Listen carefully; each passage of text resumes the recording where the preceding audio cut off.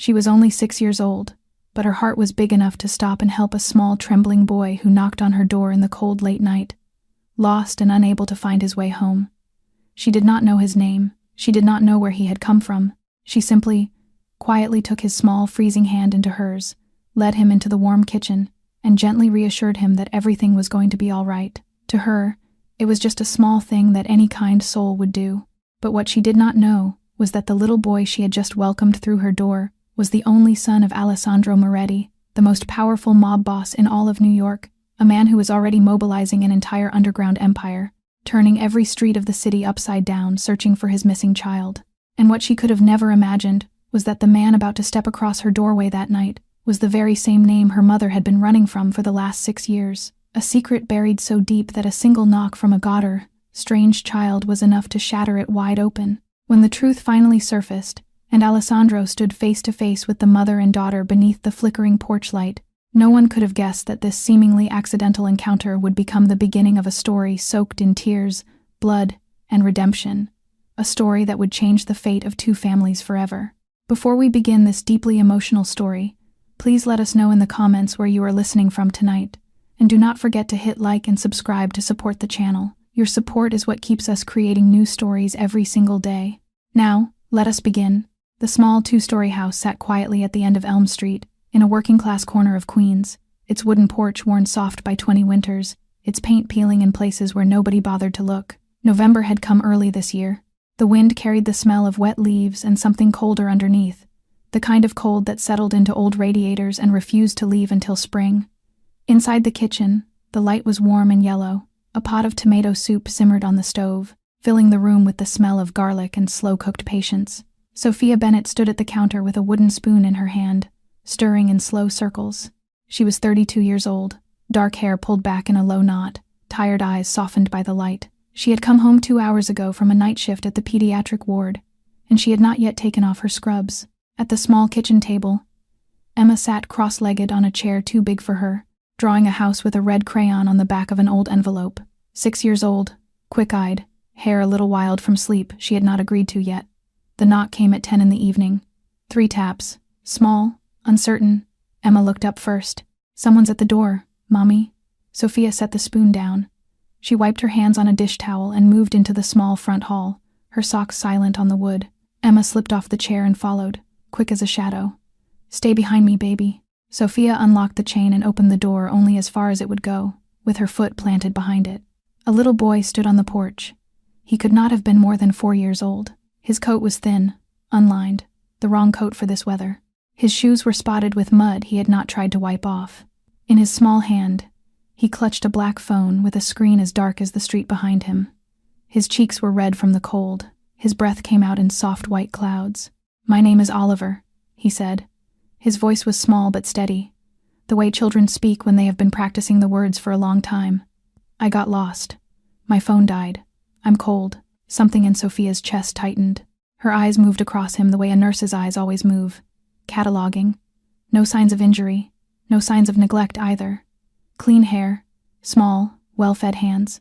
And there, at the collar of his coat, a name embroidered in navy thread, 3 initials she did not recognize, stitched into fabric that was too fine for any child wandering the streets of Queens alone. He was not a runaway. He was not a street child. He was somebody's boy. Somebody who could afford to lose him and turn the city upside down finding him. Emma tugged on her mother's sleeve.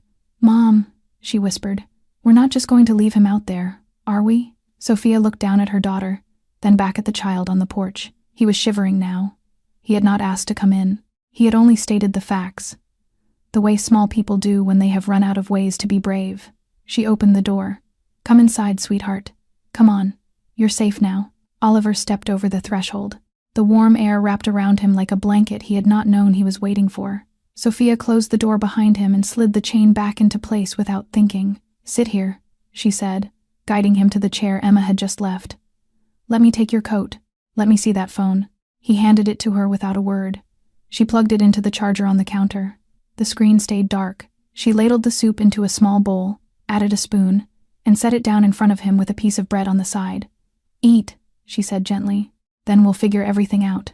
Oliver picked up the spoon with both hands. He did not gulp. He did not slurp. He ate the way a child eats when he has been taught, at some long table somewhere, that manners are watched. But there was something else too.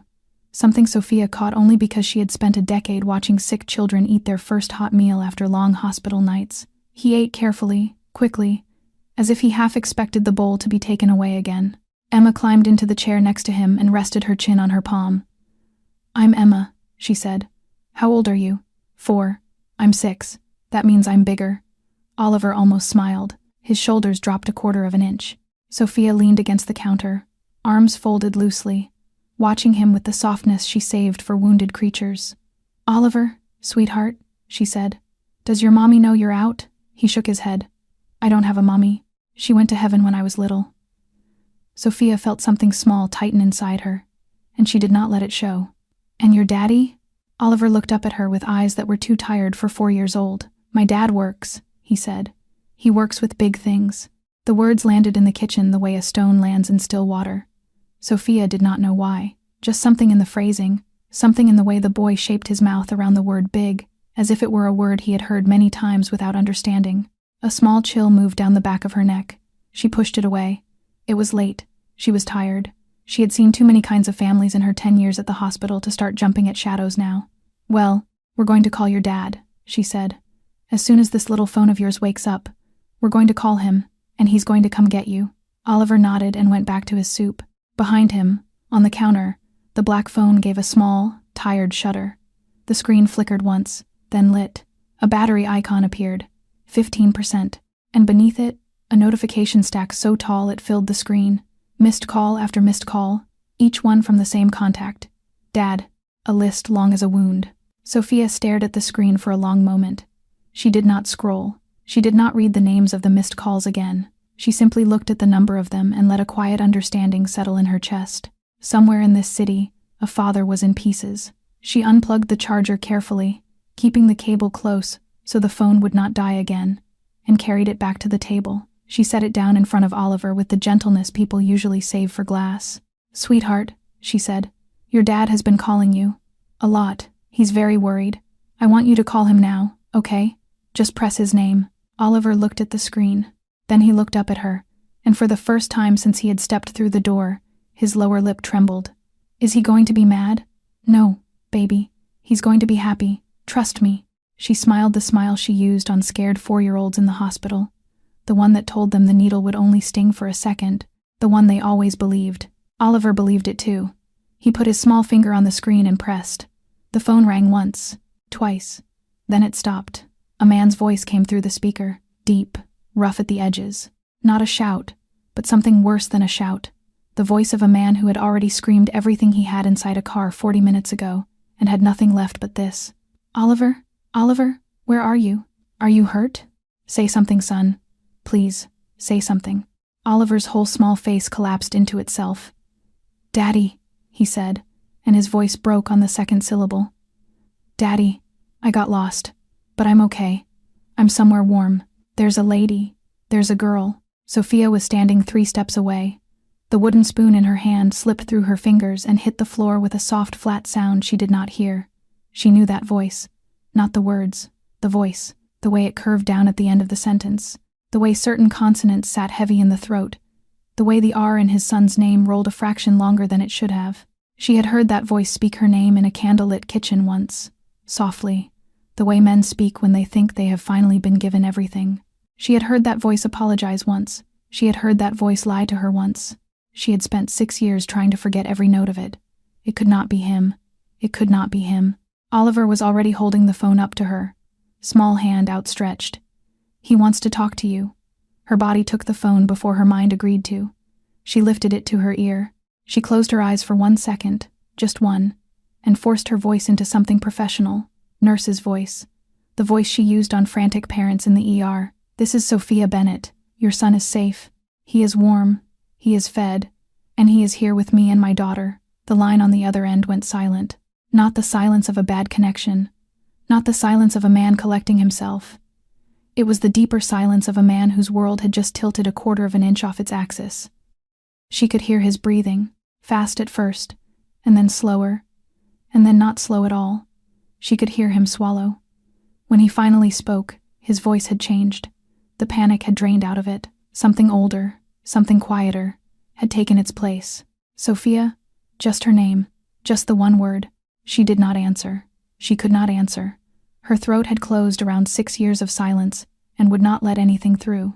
Instead, she opened her eyes, focused on the peeling paint of the doorframe across the room, and gave him the only thing she could give him. 1427 Elm Street, she said, Queens. The blue house at the end of the block. The porch light is on. Another silence, shorter this time. He had heard the address. He had also heard everything she did not say. 20 minutes, he said. His voice was steel again, but not the same steel. A softer alloy. Sophia, please. Do not open that door for anyone else. Not anyone, only me. The call ended. She lowered the phone slowly. She placed it face down on the table so she would not have to see his name. Her hand was shaking. She curled her fingers into a fist to hide it. Mom? Emma's voice, small, careful. Mommy, are you okay? Sophia did not answer. She walked to the window above the sink and pulled the curtain back 1 inch. Elm Street lay quiet under the sodium lights, wet pavement shining, one dog barking 2 blocks over, a leaf skittering across a driveway. Nothing yet. Nothing was coming yet. Her palms still smelled of tomato soup and garlic. Warm, domestic, the smell of every ordinary Tuesday night for 6 years. She pressed her forehead lightly against the cold glass. Somewhere in the far distance, from the direction of the Van Wyck Expressway, a low sound began to build. Not the whine of a single engine, not the hurried rush of a taxi taking the corner too fast. It was the sound of many engines, moving together, coming closer. The sound arrived before the sight. At first it was only a low vibration, the kind of hum a person feels in the ribs before the ears understand it. Then it took shape. Not 1 engine, not 2, a steady, disciplined chorus, moving in formation, growing louder in a way that had nothing to do with speed and everything to do with weight. Sophia stayed at the window. She did not move the curtain. She let the corner of it fall back into place and turned toward the kitchen table. Emma, come here. Emma slid off her chair and crossed the room in 3 quick steps. Oliver looked up from the table, his small hand still around the phone. He did not seem afraid. If anything, something in his face had loosened. He knew the sound of those engines the way other children knew the sound of the ice cream truck. Outside, headlights began to sweep across the front windows. Sophia glanced through the glass one more time and felt her breath catch in her throat. The narrow suburban street had gone black. Not dark, black, filled from curb to curb with rows of large SUVs, glossy and identical, sliding into place along both sides of the road with a precision that made her skin prickle. She counted 6 before she stopped counting, 10 before she stopped trying. They did not park. They positioned themselves. Doors opened all at once, without haste. Men stepped out, suits, dark overcoats, gloved hands. They did not slam anything. They did not shout. They took up quiet positions along the sidewalk, on the corners, at the edges of neighboring driveways. Every one of them scanned the street before their eyes settled on the porch of the small blue house at 1427 Elm. Somewhere down the block, a porch light went off. Someone had learned, over the course of a very long life, that certain sights were best not to witness. Sophia knelt down in front of Emma. She placed both hands on her daughter's small shoulders and looked into her eyes with the level calm she had once used to talk a 5-year-old through a bone marrow biopsy. Emma, listen to me. In a moment, someone is going to knock on that door. I want you to stand behind me, not in front of me, behind me. Do you understand? Emma nodded once. And baby, Sophia said, her voice softer now. No matter what happens, no matter what you see, no matter what you hear, you are not to be afraid. Not tonight. Not in this house. Do you understand me? Yes, Mom, good girl. Sophia stood. She smoothed her scrubs down over her thighs with hands that were no longer entirely obeying her. She tucked a loose strand of dark hair behind her ear, and she waited. 3 knocks came. They were not the frantic knocks of a father who had spent hours searching for a lost child. They were not the loud, impatient knocks of a powerful man. They were 3 even, measured taps, spaced deliberately, the sound of someone who had learned a long time ago that noise was for people with less to lose. Sophia unlocked the door. She opened it. Alessandro Moretti stepped into her house. He was taller than she remembered. Or maybe he had always been that tall, and time had let her convince herself otherwise.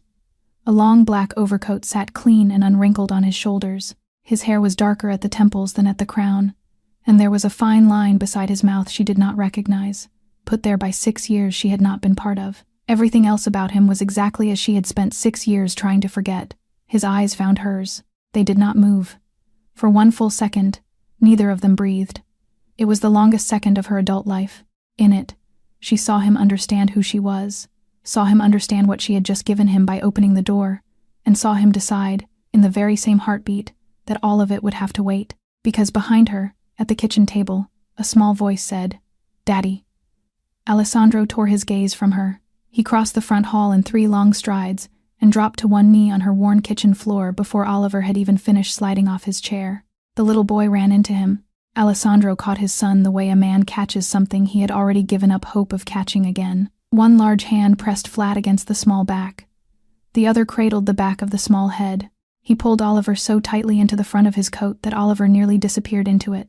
"I've got you." His voice cracked. It was not the voice from the phone. It was the voice underneath the voice from the phone. "I've got you. I've got you. I've got you." The whole small kitchen seemed to contract around him. The light was the same. The pot of soup still murmured on the stove.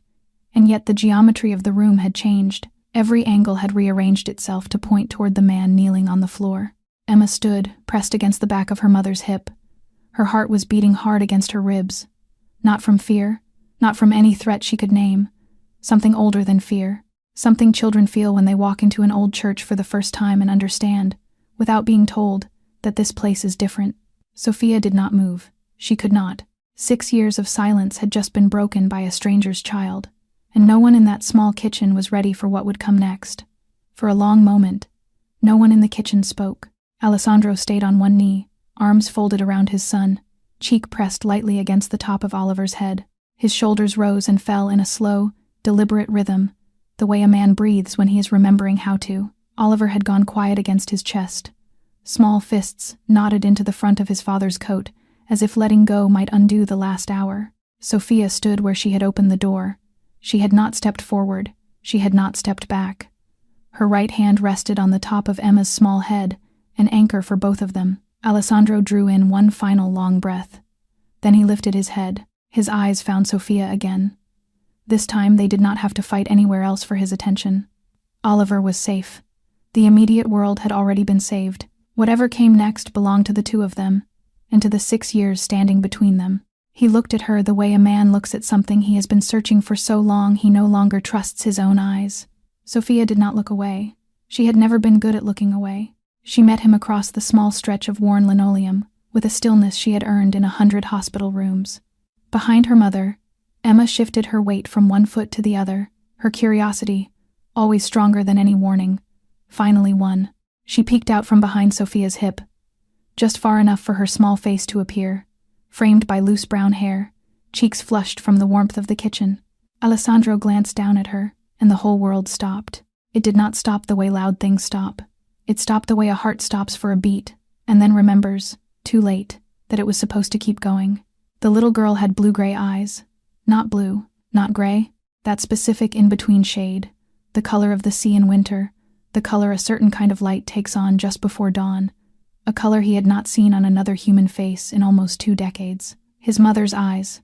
His mother, who had held him in a small kitchen in Palermo the night before she died, and told him in a voice already thin with morphine that he was going to become a man she might not recognize, and that she hoped, when the time came, that something inside him would remember her. Those were her eyes, looking at him now, out of a face he had never seen before, in a house he had never entered before, in the arms of a woman he had spent 6 years trying to find. Something inside his chest went very quiet. His voice, when it came, was not the voice from the phone. It was not the voice from the doorway. It was younger than either of those. It belonged to a version of him she had not heard since the last time they had shared a bed. "How old is she?" Sophia did not answer. She did not move. Alessandro's arms tightened, only a little, around Oliver. Sophia, just her name, quiet as a prayer, said in a language he had not spoken in years. "How old is she?" Sophia's voice, when it finally came, was as small as a coin dropped on stone.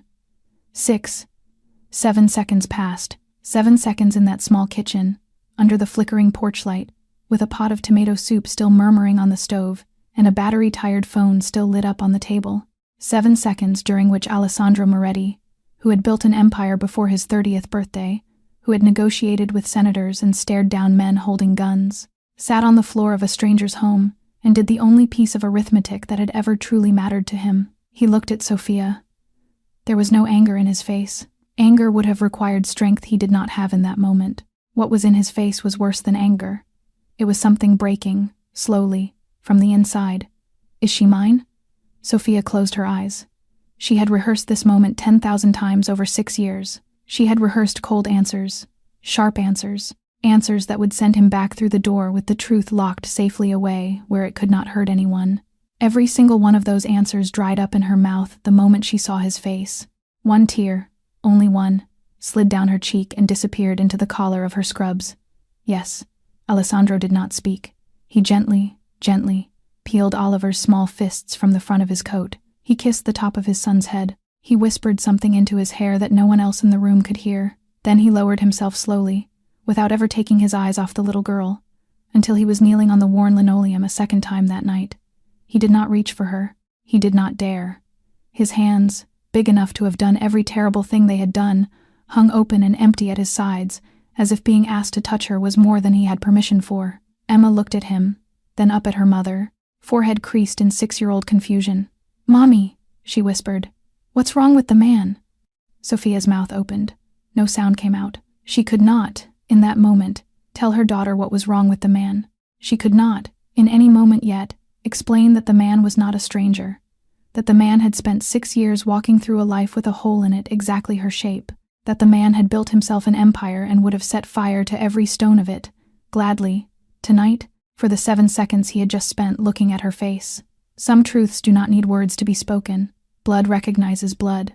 And in that small kitchen under a flickering porch light, a man who had built an empire realized he had lost the only thing that would have mattered 6 years of a life he never knew existed. Alessandro remained on his knees for a long time. When at last he stood, he did so slowly, the way a much older man stands. His tall frame no longer seemed powerful. It seemed heavy, weighed down by something invisible that had been quietly placed across his shoulders in the last 30 seconds and would never be lifted off again. He looked at Sophia. Just once, his voice was low. Not a request, not an order, something in between. "We need to talk. Right now." Sophia turned to Emma first. She knelt down, brushed a stray curl behind her daughter's ear, and lowered her voice into the calm register she used for storms. "Sweetheart, I need you to sit with Oliver at the table. Finish your drawing. Do not answer the door for anyone. Mom is going to talk to this man for just a few minutes right outside the back, okay? I will see you through the window the whole time." Emma glanced past her mother at Alessandro, still standing motionless in the kitchen doorway, and then at Oliver, whose small head had already sunk halfway onto his forearms at the table. "Okay, Mom. Good girl." Sophia rose. She did not look at Alessandro. She walked past him, past the stove, past the humming refrigerator, and pushed open the back door. Cold air rushed in around her ankles. She stepped out onto the small wooden porch that overlooked her narrow garden. She did not close the door behind her. She left it open by 2 inches, wide enough to hear her daughter's voice if her daughter called. Alessandro followed. The night was still. A single porch light hung above them, throwing yellow across the 2 chipped chairs, the empty terracotta pots, the low wooden railing. In the distance, the low idle of the SUVs on the street murmured on like a machine that had been left running by mistake. She did not offer him a chair. She stood at the railing with her arms folded across her chest, facing the small yard, and let him find his own place behind her. For a long moment neither of them spoke. When she finally did, her voice was quiet. Not gentle, quiet the way a knife is quiet. "Because you lied to me." Alessandro said nothing. "You told me you owned a shipping company. Trucks, freight routes up and down the East Coast. That's what I told my mother. That's what I told the girls at work. That's what I told myself. On the nights something in my chest whispered that I already knew." She turned enough to look at him over her shoulder. "I found out the night you came home with blood on your shirt. You told me it wasn't yours. You told me not to ask. You went into the bathroom and you closed the door and I stood in that hallway for 4 minutes. Alessandro, 4 minutes. And when you came out, you were wearing a clean shirt and you kissed my forehead. And you told me to go back to sleep." His voice, when it came, was low. "I was going to tell you." "When?" She turned fully now. "After the wedding? After the baby? When would have been the right night for that conversation? Because from where I stood, Every night was already the wrong one. I was trying to find the way to say it. I was trying to find the version of it that would not lose you. There was no version of it that would not lose me. He absorbed that. He absorbed it the way a man absorbs a blow he cannot block. Sophia's arms tightened around herself. The cold was working its way into her scrubs, but she did not step back into the light of the doorway. She needed the dark for what came next. 2 weeks after I left, I found out I was pregnant. His head lifted. I sat on the bathroom floor of a motel room in Poughkeepsie, and I stared at that little plastic stick for an hour.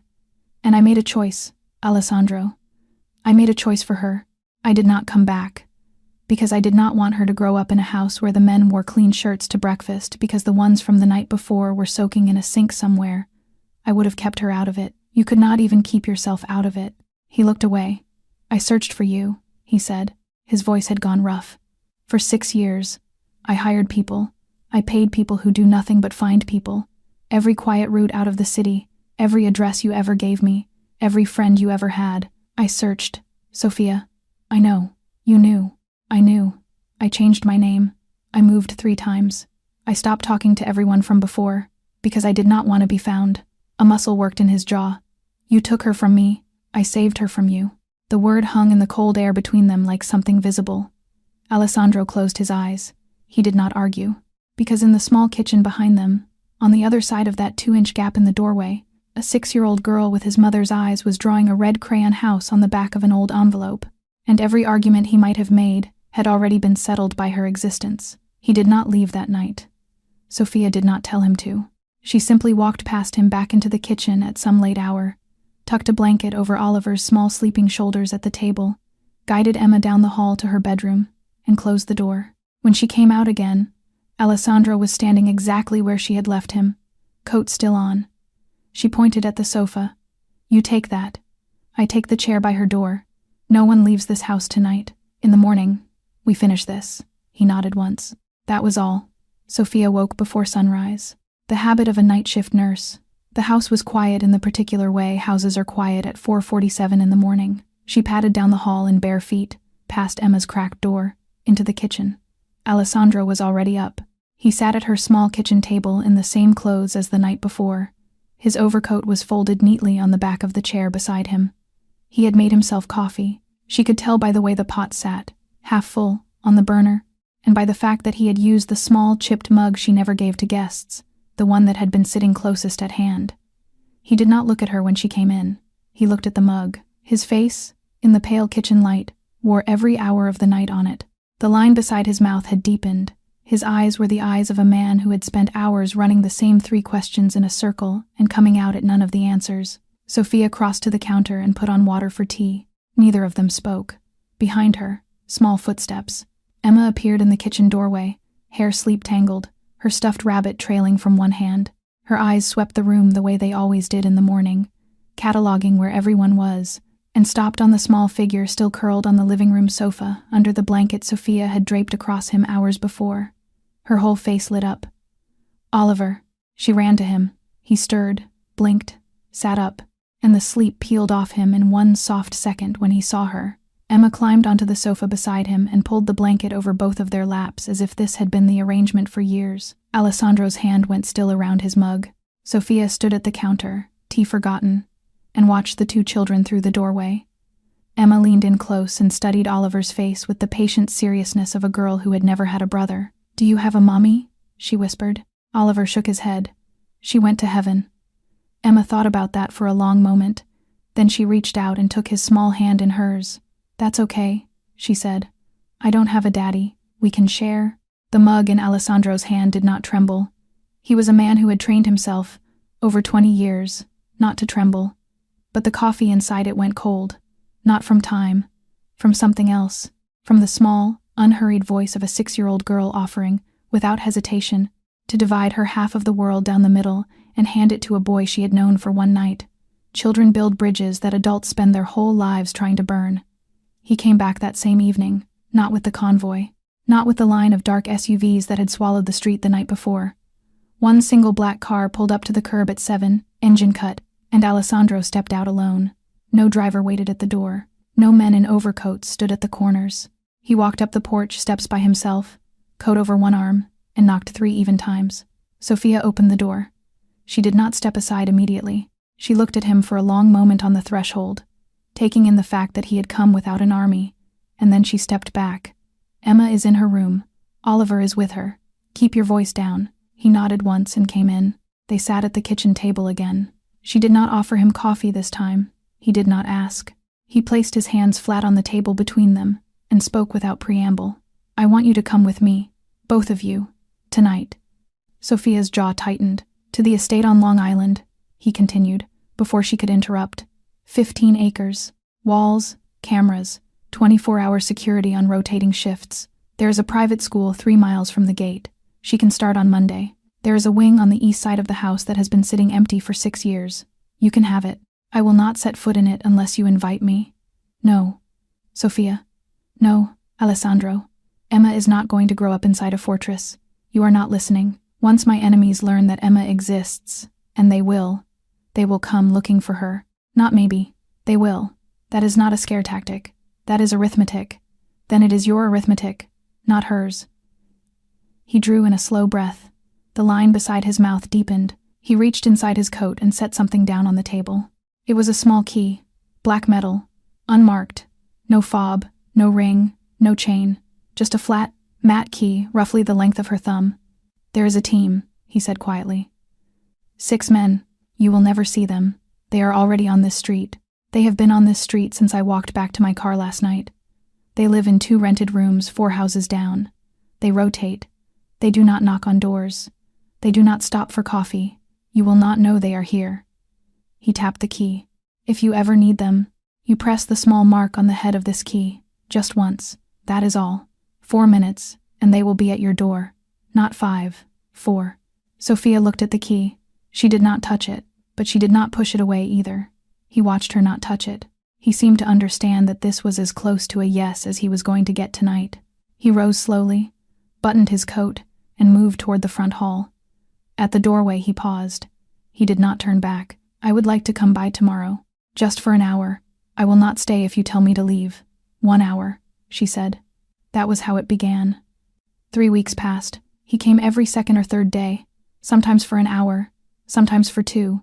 He never called ahead. He simply arrived, always without the car parked in front of the house, always alone. He learned to knock the same 3 even taps so that Emma would recognize the rhythm before she opened her bedroom door. He brought her a coloring book the second visit, nothing extravagant, a small paperback of forest animals, with a fresh box of colored pencils. Emma studied it seriously for a long moment, then carried it into her bedroom and slid it under her pillow. That was where it stayed. She did not color in it during his visits. She colored in it at night, alone, after Sophia had turned off the lamp. He learned things a man like him had never learned before. He learned that a 6-year-old will ask 40 questions in a row without waiting for an answer to any of them, and that this is not rudeness but a small mind trying to build a bridge from itself to you. He learned that if you sit down at her table, she will hand you a crayon without asking, and that if you use the wrong color for the sun, she will correct you with the patience of a teacher who has already given up on you once today. He learned to wash a dish. The first time Sophia handed him a plate at the sink, he stood there for 3 seconds before he moved. She did not comment. She simply passed him the sponge. The hand that had signed orders that ended lives now moved carefully, awkwardly at first, in slow circles across the ceramic. Emma began to call him Uncle Alex. Neither he nor Sophia corrected her. On the 18th day, he came in the afternoon, while Sophia was still finishing paperwork at the kitchen table. Emma had been trying, without success, to tie her sneakers on the front step. She had gotten as far as the first loop before the whole thing collapsed. She was on the verge of tears the polite 6-year-old way, meaning she was refusing to cry on principle. Alessandro sat down beside her on the top step, in his charcoal overcoat, and asked if he could try. She handed him a lace with wounded dignity. He did not do it for her. He did it once, slowly, narrating each loop in a low voice. Then he undid it and asked her to try. She did. It collapsed. He did not sigh. He simply showed her again, then again. On the 4th try, the bow held. Emma looked down at her small shoe, then up at him with an expression of such uncomplicated delight that something in his face, briefly, forgot to be careful. From the kitchen window above the sink, Sophia was watching. She had come to the window to rinse a mug and had not moved for nearly a minute. Her hands were still wet. The mug sat on the counter, forgotten. Outside, in the pale afternoon light, A man in a $5,000 coat was tying a small pink sneaker on the porch of a house he did not own, and her daughter was leaning her small shoulder against his arm without noticing she was doing it. For the first time in 6 years, in the quiet of her own kitchen, with no one watching her, Sophia Bennett smiled to herself. He did not ask for permission. He simply showed up, and that was something Sophia had no defense against. Late that night, after Emma had fallen asleep with her cheek pressed against the coloring book she now kept above the covers, Sophia stepped out onto the back porch with 2 bowls on a wooden tray. Alessandro was already there. He was leaning on the railing where she had leaned 3 weeks earlier, coat off for once, sleeves rolled twice, forearms resting flat on the cold wood. He did not turn when the door creaked open. He had learned, over the last 3 weeks, that she did not like to be watched arriving. She set the tray down on the small side table between the 2 chipped chairs. She handed him 1 bowl, tomato soup, from the same pot she had refilled 3 times since November had begun. A spoon rested inside it. He took it in both hands. He looked down at the bowl for a long moment. Then he understood. "This is the same soup," he said quietly. "It is. The night he knocked. The very same." He did not smile. His face did something smaller and more honest than a smile. He sat down in the chair beside hers. She sat too. Neither of them said anything for a while. The steam rose between them, curling in the porch light. "After you left," he said eventually, "I tried to leave it." She did not look at him. She looked at her soup. "I sold 3 branches in the first year, the trucking front, the 2 clubs in Midtown. I broke 4 alliances I had spent a decade building. Some of them cost me people. One of them cost me a friend." Her spoon paused halfway to her mouth. "I could not get out clean. No one gets out clean. But I got out further than any man in my position had gotten out in 30 years. I did it quietly. I did it slowly. I did it because I thought if I ever found you again, I would have something to walk toward you with that was not a lie." She set the spoon down. "You never came to find me. I came every year, Sophia, to every last address I had, every friend of yours who would still speak to me, every hospital within 4 hours of the last place I lost your trail. You had done a very good job of disappearing." A pause. "You had a very good reason to." She was quiet. His hand rested on the arm of his chair between them. Not reaching, not asking, just resting. After a while, without deciding to, her hand came to rest on the arm of her own chair. Their fingers were less than an inch apart on the shared wood. He moved first, only slightly. The very tips of 2 of his fingers touched the back of her hand. She did not pull away. That was all. That was the whole thing. 2 people not moving on a cold porch above a small dead garden in Queens, with 2 bowls of tomato soup between them, and 6 years suddenly no longer between them. The next morning, he brought someone with him for the first time. The black car pulled up at 11. Alessandro stepped out. A second man stepped out from the driver's side. He was in his late 40s, broad through the shoulders, dressed in a dark suit without a tie. His hair was cut close on the sides and going quietly gray at the temples. He carried himself the way certain men carry themselves after 20 years of standing behind other men, with a stillness that made his presence smaller, not larger. "Sophia," Alessandro said at the kitchen door, "this is Marco Bellini. He has been with me since I was 22. There is nothing he does not know about my life. There is nothing I would not trust him with. I wanted him to meet you, and to meet Emma, before anyone else does." Marco inclined his head slightly. "Ma'am." His voice was low and even, not warm, not cold. It was the voice of a man who had learned, a long time ago, that words were a resource to be spent carefully. Emma came out from behind Sophia's legs at her own pace, studying him with unself-conscious seriousness. Marco crouched down slowly, 1 knee to the floor, so that his eyes were level with hers. His gaze moved across her small face. Sophia saw it, the exact half-second when he registered the blue-gray of her eyes, the shape of them, the ancestry inside them. His expression did not change. His breath did not catch. He simply looked up, over the top of Emma's head, at Alessandro, and gave 1 small nod. That was all. A private acknowledgement between 2 men who had been reading each other's silences for 2 decades. Alessandro's shoulders eased half an inch. A second car pulled up behind the first at 11:15. Out stepped a much younger man, late 20s, tall, lean, quick on his feet. The kind of man who took stairs 2 at a time, even when there was no reason to. His suit was slightly too new. His shoes were slightly too polished. His eyes moved fast around the small front yard, cataloging exits and sightlines the way certain young men are taught to. Luca, Alessandro said. One of ours. Luca smiled. His teeth were very white. Ma'am, he said. His voice was pleasant. A pleasure. He shook Sophia's hand and held it half a second longer than he needed to. He crouched down in front of Emma the same way Marco had. Hey there, little lady. Emma took one small step back and did not answer. Something in Sophia's stomach tightened. Nothing she could point to, nothing she could name. Just the small maternal warning that had kept her daughter alive for 6 years without any help.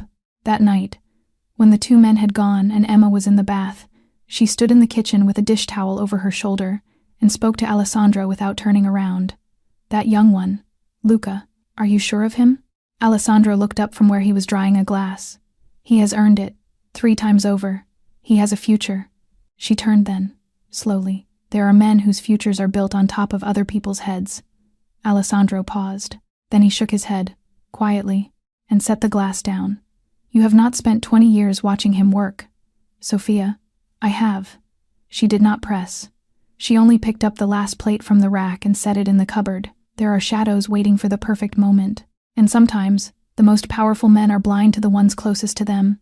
Tuesday morning, 8:47. Sophia was mid-shift in the pediatric ward at Elmhurst Hospital, changing linens on a small, empty bed, when her phone buzzed inside the front pocket of her scrubs. She glanced at the screen. Emma's school. She stepped into the hallway before she answered. Yes, this is Sophia Bennett. Miss Bennett, this is Rebecca from Street Catherine Elementary. Emma didn't come to class this morning. We tried the emergency line first, but there was no answer. Something in the middle of Sophia's chest folded quietly in on itself. She left the house at 7:40. She was in the coach car by 7:42. I watched her seatbelt clip in myself. The driver never signed her in. Ma'am, hold, please. She hung up without waiting. Her thumb moved across the screen with the practiced calm of a nurse who had learned, years ago, that panic was a luxury for later. The driver's number. Ring 1, ring 2, ring 3. Voicemail, she called again. Voicemail. She called Alessandro. He answered on the first ring. He always answered on the first ring. Sophia. Emma is not at school. There was 1 full second of silence on the line. Then his voice returned. And it was not the voice from the porch. It was the voice from 20 years of a life she had never wanted to know. I am coming to you now. Do not leave the hospital. Do not talk to anyone. I will be there in 15 minutes. He was there in 11. By 9:40, they were both standing in the small back office of Street Catherine's, watching the school's security footage on a monitor the principal had wheeled in and then quietly left them alone with. The footage was gray, low resolution, and precise. 7:52, Emma's protection detail, one of Alessandro's men behind the wheel, pulled up half a block short of the school gate. Standard procedure, never park at the curb, never let the child be seen stepping from the same car twice in the same week. 7:53, Emma climbed out of the back seat by herself, small pink backpack over one shoulder. She waved once at the driver without looking. She started walking toward the gate. 7:54, a black panel van slid into frame from the left, coasting slowly, and stopped roughly 30 meters short of the school entrance. Its side door was already sliding open before it fully came to rest. Alessandro's hand went still on the edge of the desk. 7:54 and 11 seconds. A figure stepped out from the opposite sidewalk, walked briskly toward Emma, and reached her before she reached the gate. The man's face was clear on the second replay. Broad shoulders, dark overcoat, hair gone quietly gray at the temples. Marco Bellini. Sophia's mouth opened. No sound came out. Alessandro rewound the footage, watched it again. Rewound, watched it again. His face did not change, but his eyes did, slowly, over 3 replays. The confusion drained out of them and something colder took its place. The principal came back with a small stack of witness statements written by hand. 2 teachers on morning duty, 1 neighbor waiting at the crosswalk. All 3 of them, independently, had described the same tall man in the charcoal coat, approaching a small girl in a red hat. 2 of them had named him by face. 1 had known his voice. Sophia found her breath. Alessandro. You know Marco, 20 years. You know he did not do this. I know. Then look at me. He did not look at her. But I also know something else, Sophia. No one gets close to Emma without an inside hand. No one knows her schedule. No one knows the driver's route. No one knows which gate she uses on Tuesdays. Only 3 people in the world know all of it. You, me, and Marco. Then someone forced him. Someone threatened him. Something.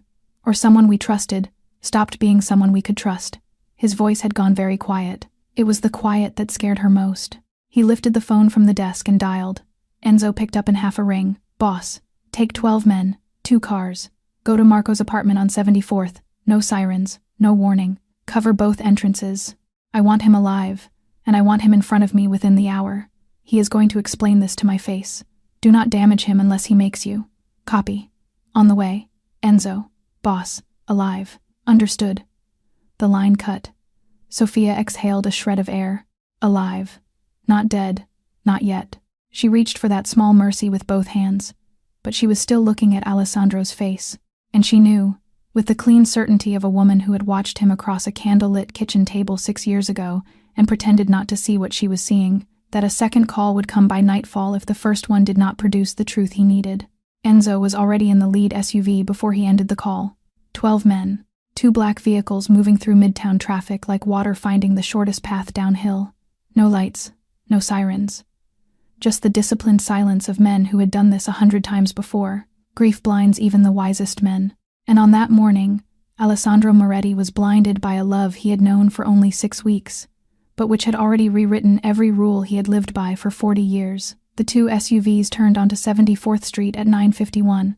They pulled to the curb 2 buildings short of Marco Bellini's apartment.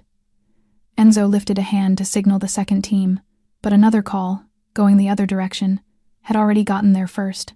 Marco Bellini sat at the small kitchen table on the 3rd floor of a narrow brownstone on 74th Street, hands wrapped around a plain white cup of black coffee. The apartment was as spare as the man who lived in it. 1 table, 2 chairs, a single framed photograph of his mother on the shelf above the sink, taken in a courtyard in Sicily 50 years ago. No television, no decoration, nothing on any surface that had not earned its place. The phone on the table beside his cup buzzed once. He glanced down without moving his hands. The name on the screen was Tommy, one of 4 young men Marco had taken under his own wing over the last 8 years and trained personally, the way his own hands had once been trained by an older man in a warehouse in Red Hook. Tommy was currently on rotation at the estate on Long Island. Front hall detail, radio contact with the operations room. Marco set his cup down and picked up the phone. Yes. Tommy's voice came through in a low, hurried whisper, the kind of whisper a man used when he was speaking from a corner of a room where he did not want to be overheard. "Boss, the boss just gave the order. He thinks you took Emma. School camera has you. 3 witnesses put you at the gate. Enzo's team rolled out 10 minutes ago. Alive first, but he said if you push back, it escalates. Boss, you have to move, now." Marco stood slowly. His heart did not speed up. It slowed. 20 years of instinct kicking in, the same instinct that had walked him through 4 wars, 3 shootouts, and 1 long night in a burning building outside Newark. The body always tried to run first. The good ones learned, early, to stand still for 1 second longer than everyone else and think, "Who else knows you're calling me?" "No one. I'm in the break room. I have to hang up." "Tommy." "Yes, boss. Thank you." The line cut. Marco set the phone down on the table beside the coffee.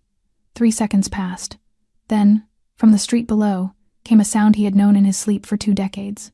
The particular soft brake squeal of a Moretti SUV, weighted down with body armor plating in the doors, engine tuned by a mechanic in Astoria, who serviced no other cars.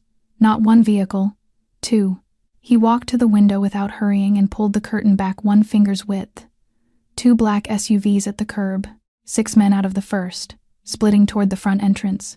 6 men from the second, already moving in a controlled arc around the side of the building toward the alley and the rear stairwell. He knew every one of their faces. He had trained 4 of them himself. In 3 seconds, everything in his head became very clear. Emma had been taken. The evidence pointed at him. That meant someone had set him up. Someone inside the family. Someone close enough to him to copy a key from his own pocket without him noticing. And if he let them put him in that back seat before he found out who, he would be dead before he was allowed to say a single word in his own defense. He did not hesitate. He did not take the phone. Phones could be traced. He did not take his wallet. Cards could be tracked. He crossed to the small drawer beside the front door, pulled it open, took the spare key that sat at the very back of it, and left through the door at the rear of the kitchen that led onto the fire escape. 30 seconds later, he was in the underground garage 2 buildings over, sliding into the driver's seat of an old sedan he had bought in cash 3 years ago under a name that had never been on any Moretti file. He turned the key. The engine caught on the first crank, the way he had paid a mechanic to make sure it always would. He pulled out of the garage exit onto 73rd Street at the same moment Enzo's boot connected with the front door of the apartment 3 floors above. Inside the apartment, Enzo and 5 of his men swept the rooms in a formation they had run 100 times. Kitchen, living room, bedroom, bathroom, closet. Everything Marco. Everything empty. Everything so clean that one of the younger men muttered under his breath that the man lived like a monk. They reached the small writing desk in the corner of the bedroom last. Enzo pulled the top drawer. Pens, a notepad, nothing. The middle drawer, 2 pairs of gloves, a small silver pocket knife. He pulled the bottom drawer. Every man in the room went very still. $500,000 in cash, banded in 20 stacks of 25,000 each, sat in a black nylon bag inside the drawer. Beside the bag lay a second cell phone with its battery removed and set neatly next to it. Beneath the phone, a small folded piece of white paper. Enzo unfolded it with 2 gloved fingers. A single line of pencil, a string of digits.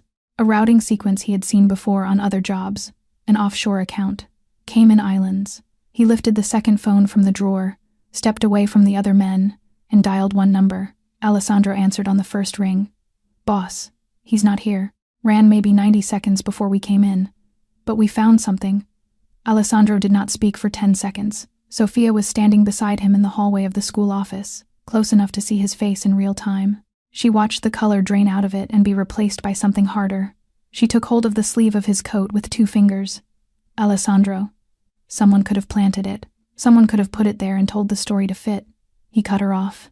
His voice was cold in a way she had never heard from him in 6 weeks. It was the voice from 6 years ago, the voice she had run from. Marco is the only person with a key to that apartment, the only one, and he ran. She took 1 step back. The most convincing lies are the ones we want to believe. And in that moment, Alessandro wanted a target more than he wanted the truth. He lifted the phone again. He pressed a new number. He gave a new order. By the time Alessandro and Sophia reached the estate on Long Island, it was nearly noon. The study on the 2nd floor of the main house sat behind 2 heavy oak doors that had not been closed in 11 days. Alessandro closed them now. He crossed to the desk, set the phone in the center of it, and pressed a 3-way line. 3 voices came through the small speaker at almost the same moment.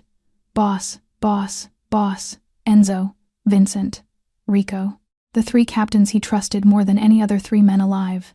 He did not sit down.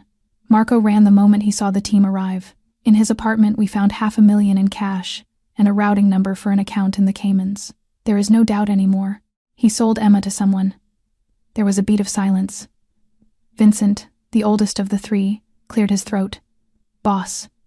It could still be a third party. Someone with a copy of a key. Someone who knew he wouldn't be home this morning. Someone. Does anyone else have a key to that apartment, Vincent? Vincent did not answer. I asked. "Does anyone, besides him, have a key?" "No, boss." "Then listen to me. New order. It is no longer bring him back alive. Now it is find him, alive or dead. Priority alive, because I need to know where my daughter is. But if he resists, and he will, do not hesitate. Not one of you hesitates." 3 voices, one after the other, said, "Copy." He gave the shape of it in less than a minute. 6 teams, 80 men, every border checkpoint from Delaware to Maine, every long-distance bus terminal, every rail platform, every private airfield, within 4 hours of the city, every safe house Marco had personally cleared or used in 20 years of service to the family. All of it closed. Every foot soldier in the network got the same short message on the same secure channel within the hour. 100,000 cash for the man who put Marco Bellini in front of Alessandro alive. 50,000 for the body. That number ran through the Moretti web faster than any order in the history of the family. Alessandro cut the call. He set the phone face down on the desk. He remained standing with his back to the room, facing the tall window that looked out across the front lawn toward the gate. Behind him, at the study door, Sophia had not moved. She had followed him upstairs when they arrived. She had stood just inside the door for the entire call. She had heard every word. Her hand, resting on the frame of the door, was shaking. "Alessandro." He did not turn. "You are making a mistake." "Nothing. Marco has taken bullets for you 3 times. Do you remember? The night at the docks, the car outside the restaurant on Mulberry, the stairwell after the Bianchi meeting. 3 times, Alessandro. Do you remember?" His shoulders lifted once, slowly, and lowered. "I remember." His voice was tired. Not soft. Tired the way old iron is tired. "I remember all 3. Every time I lay awake I remember. And that is the part of this that will kill me if I let it. But answer me one question, Sophia. If he is innocent, why did he run? She opened her mouth. He kept speaking, still facing the window. Innocent men do not run, Sophia. They stay. They stand at the door. They say prove it. She wanted to say the sentence that was already forming behind her teeth. Innocent men run when they know they will not be heard. Innocent men run when they know the man who was supposed to hear them has already picked a truth and locked the door on any other. She wanted to say it with every word she had, but she looked at the line of his shoulders in the pale afternoon light, and she knew he was not going to hear her. Not today. Maybe not tomorrow. Maybe not until something arrived that was larger than his own certainty, and by then the price would already have been paid. She stepped back into the hallway. She closed the study door behind her with both hands so that it would not slam. She leaned her back against the wall in the long corridor, tilted her head up toward the ceiling, and pressed the flat of her palm against her mouth so that Emma, wherever Emma was in the world at that moment, would not hear her cry. When a powerful man makes a mistake, the mistake wears armor and carries an army. And by the time it can be undone, it has already cost lives. 100 miles north of the city, at a nearly empty gas station off a quiet stretch of Route 9, Marco Bellini stood beside a rusted pump in an old sedan no one in the family knew he owned, feeding a fistful of cash into the machine. He did not know yet that a price had just been placed on his life. Marco drove through the night. No radio, no music, no voice inside the car except his own breathing. He had killed the interior lights at the switch. He had covered the dashboard glow with a folded receipt. He drove the way a man drives when he has spent 20 years learning what a passing truck driver notices at 3 a.m. and what he does not. Across New Jersey, across the corner of New York State, into Connecticut, into Massachusetts, 2 state lines, then 3. He held the speed exactly 4 miles above the limit, no more, no less. The kind of speed that made state troopers glance and keep driving. He did not stop until the tank pinged empty in the far north of New Hampshire, where the pines had already begun to close in around the highway on both sides. The gas station was small, off the road, with one flickering light above its 2 pumps and one attendant asleep behind bulletproof glass. Marco pulled up to the far pump, out of the streetlight, and fed the machine a fistful of the emergency cash he kept flat under the passenger seat lining. $20, $40, $60. He filled the tank all the way. Full tanks did not need to stop again. He walked into the small building. He bought a razor, a small can of shaving foam, and a bottle of water. The attendant did not look up from the small television behind the counter. In the bathroom at the back, under a fluorescent bulb that hummed like a wasp, he stood at the yellowed mirror and shaved his beard down to bare skin. When he was done, he looked up. The face in the mirror was not his. 45 years old, 20 years standing behind Alessandro Moretti, and in the mirror, a fugitive. He splashed water on the raw skin and walked out. Back in the car, he sat with both hands on the wheel and let his head rest against the seat. He closed his eyes for 1 full minute. He did not sleep.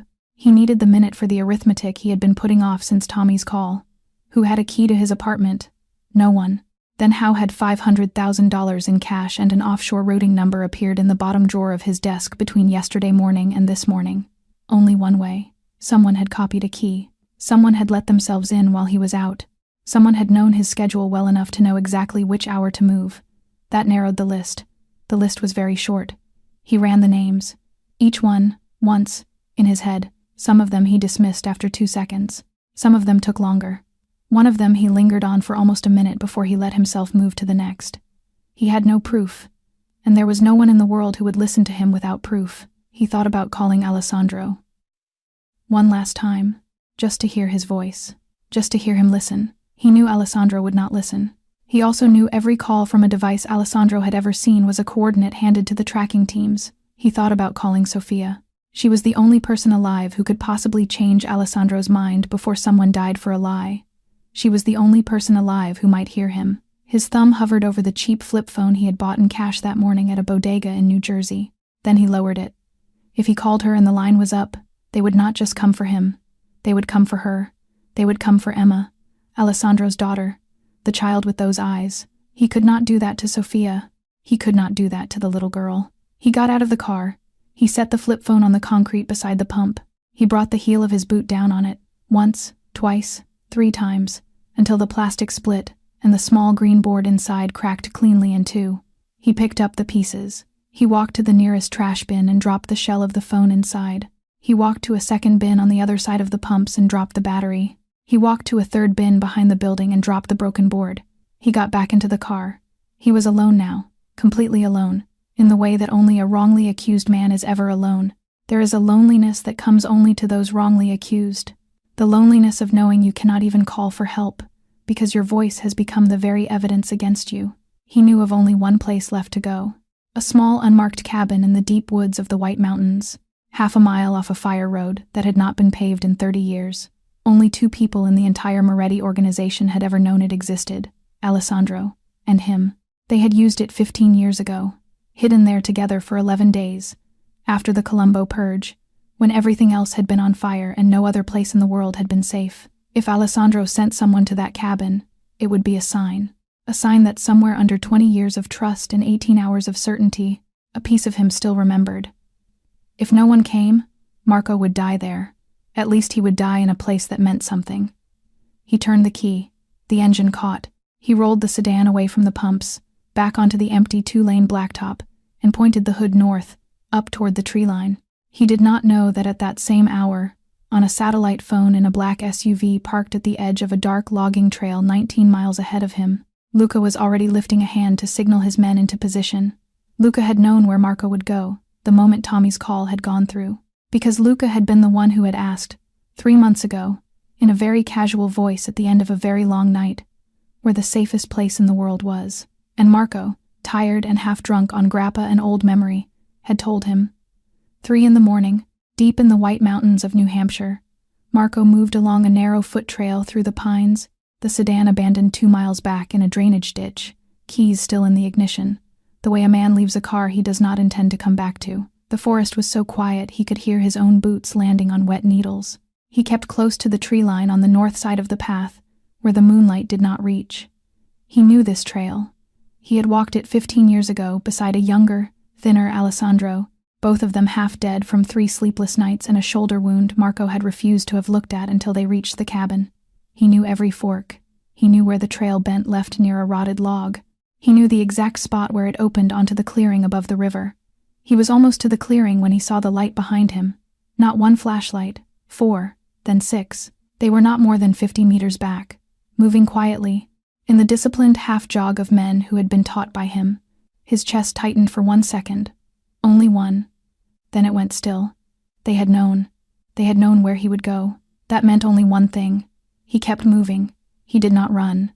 Running left prints. Running woke the birds. He walked, fast and low, into the clearing. The clearing ended at the edge of a limestone cliff. Below him, 30 meters straight down, the Merrimack ran fast and black between 2 rock walls. The white of the current caught the moonlight in ragged flashes. He could hear the water even before he could see it, a low, steady roar under everything.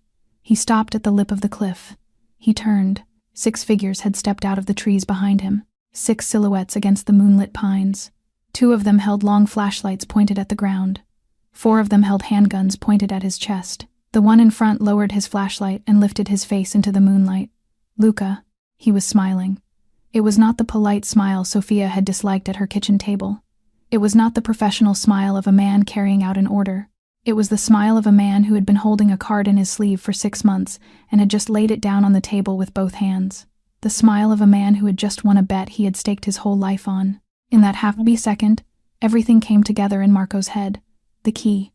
The offshore routing number in a hand that was not his. The exact hour he had been out of the apartment yesterday morning. The little conversations Luca had drifted into over the last year. Always casual. Always at the end of a long night, when a man's guard was thinnest. Everything. You, Marco said. His voice came out low and almost calm. It was you. Luca shrugged. Just once. A small, easy shrug. You always trusted the boss too much, Marco. That was your weakness. It was not mine.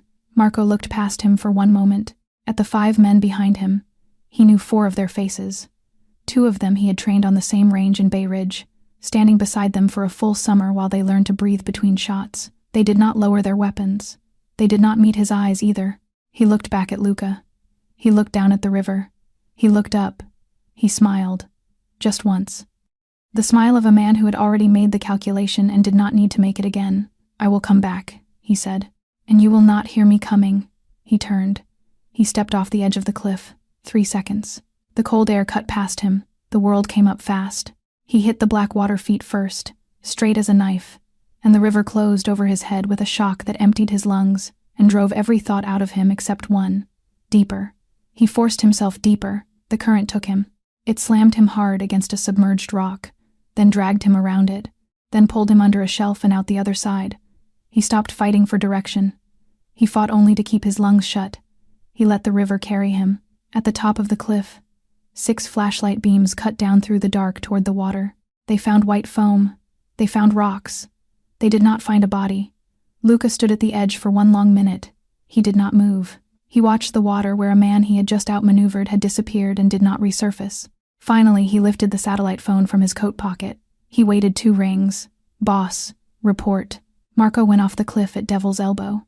30 meters, full current, no body, no exit downstream we can see.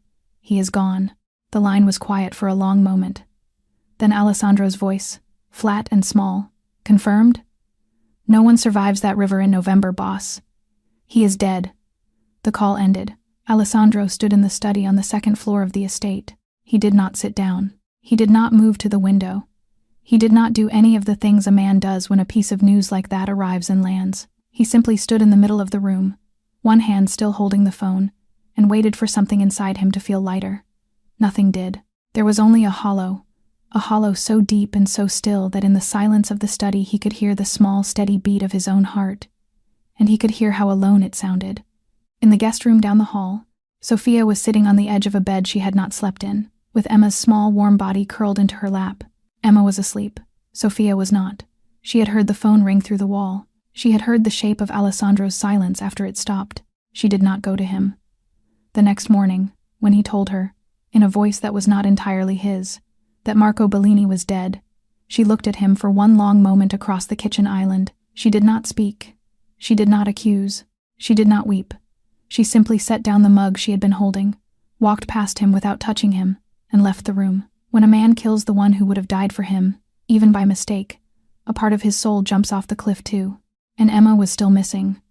48 hours after Marco Bellini had disappeared into the black water of the Merrimack, at 3 in the afternoon, Alessandro's phone rang. He was in the study on the 2nd floor. He had barely left it. The curtains were drawn against the pale gray afternoon. A tray of untouched food sat on the small table by the door where the housekeeper had left it 8 hours ago. He had not slept. He had not shaved. The line beside his mouth had deepened into something that looked less like an expression and more like a scar. The number on the screen was blocked. He answered on the 2nd ring. There was no voice, only a soft, mechanical click. And then, a moment later, the small chime of a video file arriving through the encrypted channel. He opened it. The screen filled with a stark white glare. Industrial floodlights, the kind used in warehouses and cold storage facilities, angled down from somewhere off frame. The floor was raw concrete. The walls behind, gray cinder block. Nothing in the shot to identify a city, a district, a neighborhood. In the center of the shot, tied to a plain wooden chair with heavy nylon rope at her wrists and ankles, sat Emma. Her small feet did not touch the floor. Someone had taken off her coat but left her school sweater. Her red hat was gone. Her hair was tangled around her cheeks. There was a small bruise, no larger than a coin, on her left temple. She was not crying. That was the part that stopped Alessandro's breathing. She was not crying. Her small jaw was set. Her shoulders were pulled straight against the back of the chair. Her chin was lifted the exact half-inch that Sophia's chin lifted when Sophia was refusing to be moved by anything a man in front of her had to say. She was trying, at 6 years old, to be brave, and her blue-gray eyes, wide and glassy, were looking straight into the lens, with an expression that told him she knew, somehow, that whoever received this recording would look back. From somewhere behind the lights, off-frame, a voice spoke, older, Brooklyn, thickened by decades of not caring who heard it. Don Vittorio Ricci. Alessandro, my old friend. My condolences on the difficulty in your household. It has come to my attention that you now have something that matters to you again after so many quiet years. That is a beautiful thing. It is also, I am sorry to say, a very expensive thing. A slow breath through a smoker's throat. You will sign over the deeds to the port operations in Red Hook, all of them. You will sign over the 2 bus terminals in Queens, all 5 restaurants in Manhattan, every property, every account, Every route we both know is yours. You will do this in 24 hours. Papers to be delivered by hand to my counsel by 3 tomorrow afternoon. Another pause. If the papers are not on that desk by 3, the girl will not see tomorrow night. I am, as you know, a patient man. But patience is a courtesy, Alessandro, not a policy. The video ended on a still frame of Emma's face. Alessandro replayed it. Then he replayed it again. Each time, a small clean piece of him died where it stood. He did not notice, on the second replay, that Sophia had come into the study behind him. She had heard the ring through the wall. She had come. She did not say, "I told you."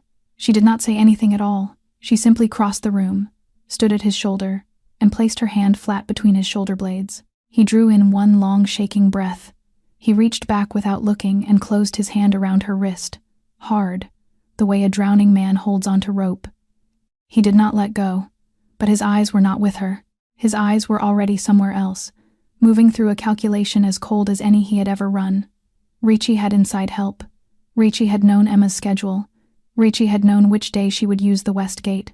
Ricci had known Marco's apartment well enough to slip $500,000 in cash and an offshore routing number into the bottom drawer of a desk in a 15-minute window when the apartment was empty, all at the same time. None of that was Marco. Every single piece of it required someone who had grown up in the Moretti house, someone who had been trusted with the inner map of Alessandro's life, someone with access to keys, schedules, drivers, safe houses, everything. Someone who had been sitting at Alessandro's own dinner table for years. He did not speak the name yet. He did not have to. It had been building behind his teeth for 2 days, and he had refused to let it come forward because letting it come forward meant admitting the other thing. His mouth opened. His voice was almost too quiet to hear. He was not speaking to Sophia. He was not sure who he was speaking to. "Marco, dear God, I am sorry." Sophia's hand did not move on his back. He straightened. He took her wrist gently off his shoulder blade and set it down at her side. He turned toward the desk, picked up the phone he had thrown down 2 days earlier, and pressed a single number on the encrypted line. Enzo answered before the first full ring. "Boss, every man we have. All of them. Tonight, 6 in the evening." The gray afternoon had thickened into an early winter dusk beyond the drawn curtains. The lamp on the desk was the only light in the study. Alessandro sat in his chair with both palms flat on the wood, and across from him, on the other side of the desk, stood the empty chair, Marco's chair, the chair no one else in the household had ever been permitted to sit in for 20 years. It looked wrong empty. Laid out on the desk in front of him were the 3 objects Enzo had brought back from the apartment on 74th Street 2 days earlier: 20 stacks of banded cash, each one sealed in matte black nylon, a small burner phone, its battery lifted out and set neatly beside the shell, and a single folded square of white paper. He picked up the paper. He unfolded it. He had looked at it twice before, both times through the fog of a certainty that had already made up his mind.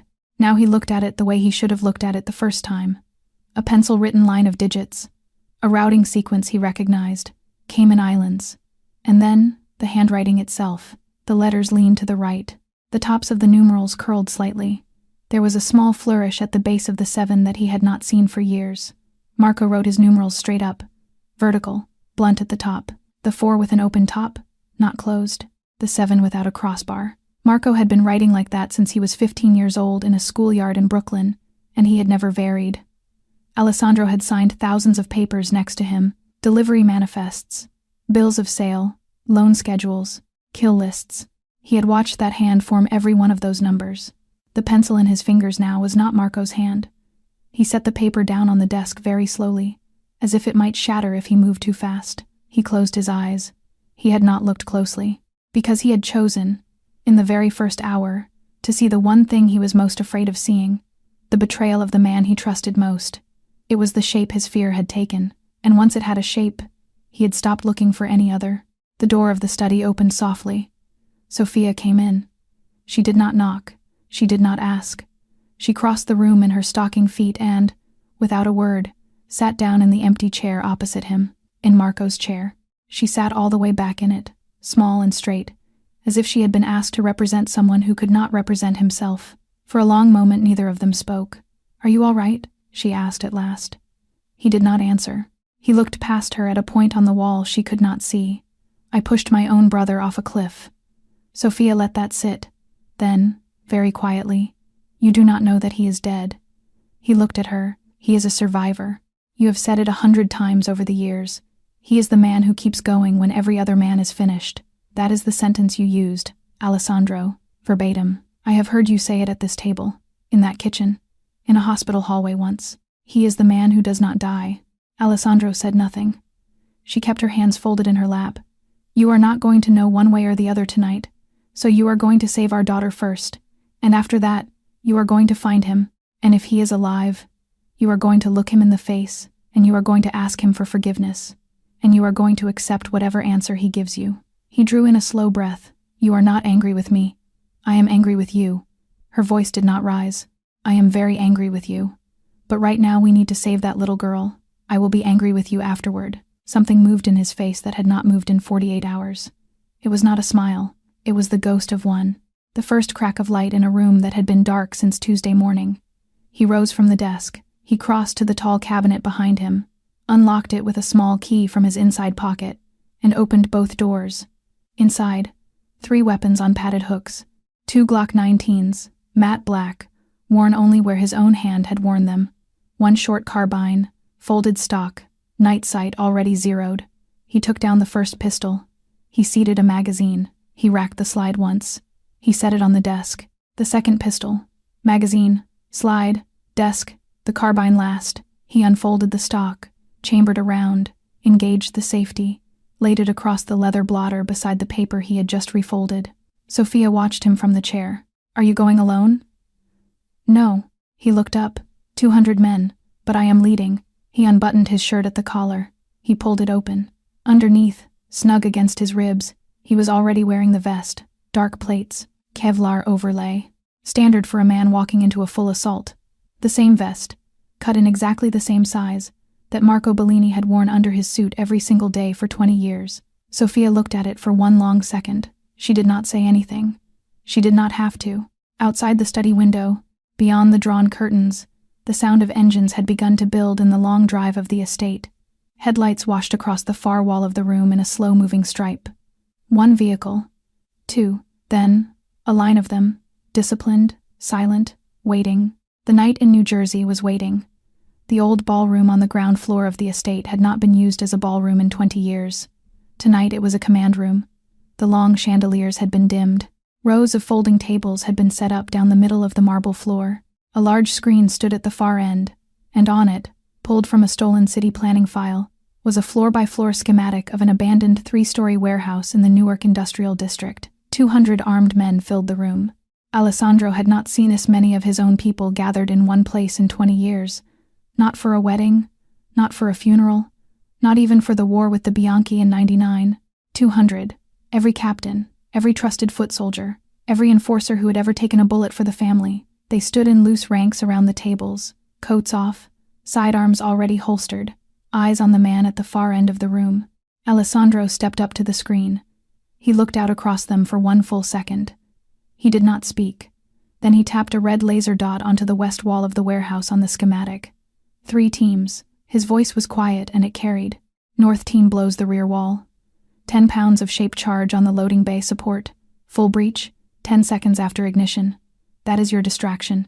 You draw their attention north. You draw their fire north. You hold the line but you do not push in. You keep them looking away from the front. The dot moved. East team takes the main gate. Enzo leads. You come in fast. You come in loud. You clear the ground floor. Do not go up. Do not go down. Ground floor only.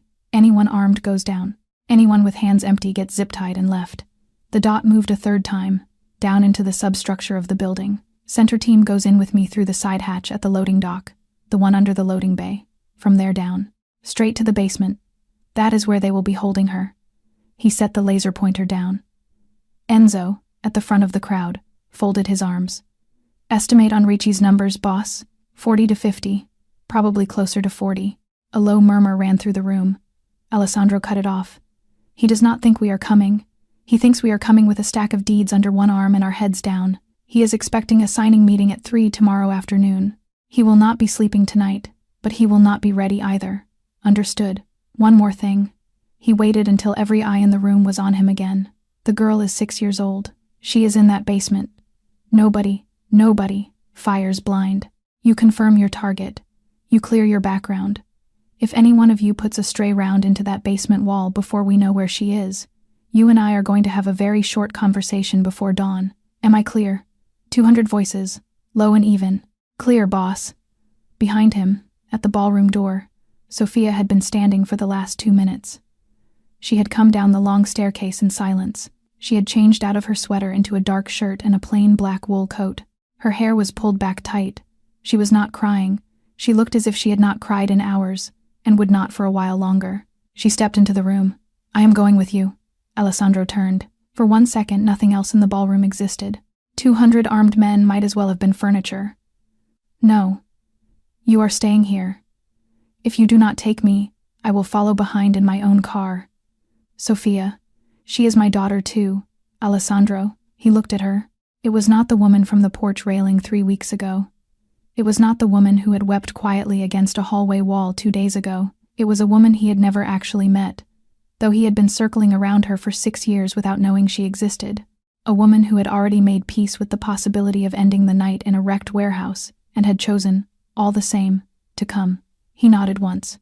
You ride in the command vehicle, 300 meters back from the site. Behind the perimeter Enzo sets up. You do not open the door. You do not step out of that car for any reason. Not for a sound, not for a shot, not for a scream. Give me your word. You have it. Sophia, give me your word. You have it.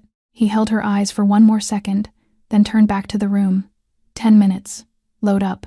200 men moved at once, in a low, disciplined tide, out of the ballroom and into the driveway. He walked with her to the door. At the threshold he stopped. He was not looking at her when he spoke. Sophia, if I do not come back tonight, I need you to know. Do not say it. He was quiet. She looked up at him.